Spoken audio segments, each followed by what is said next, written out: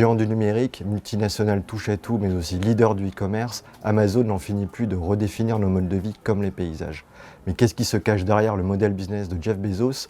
C'est ce qu'on a essayé de creuser avec Mediapart et la revue dessinée dans une édition spéciale intitulée Le monde merveilleux d'Amazon.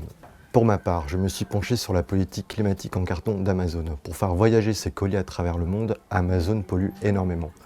Mais Amazon l'assure, d'ici 2040, le groupe sera neutre d'un point de vue climatique. Toutefois, ce n'est qu'à partir de 2019 qu'Amazon a commencé à publier les chiffres de son empreinte carbone, et ce sous pression des syndicats de travailleurs américains. L'entreprise estime en 2021 avoir émis 70 millions de tonnes de CO2 par an, c'est l'équivalent des émissions annuelles d'un pays comme la Grèce. Le hic, c'est qu'Amazon ne prend en compte que les biens de sa propre marque, qui représentent environ 1% des biens vendus sur la plateforme. Le vrai chiffre des émissions d'Amazon est plutôt estimé non pas à 70 millions de tonnes de CO2 par an, mais plutôt à 1,6 milliard de tonnes de CO2 par an. Pour vous donner un ordre d'idée, c'est environ 3 fois et demi ce qu'émet la France chaque année. Par ailleurs, les biens vendus par Amazon sont fabriqués massivement dans des pays comme l'Inde, la Chine, le Bangladesh ou le Vietnam, qui sont des pays dont l'industrie est encore fortement dépendante du charbon, qui est une vraie plaie pour le climat.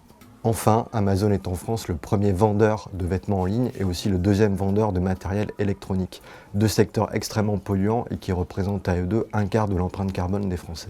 Pour découvrir d'autres exemples de mensonges climatiques d'Amazon, mais aussi des enquêtes sur le lobbying ou encore la fabrique de précarité qu'est ce couple-là, retrouvez Le monde merveilleux d'Amazon, déjà en prévente dès aujourd'hui ou le 9 novembre en librairie.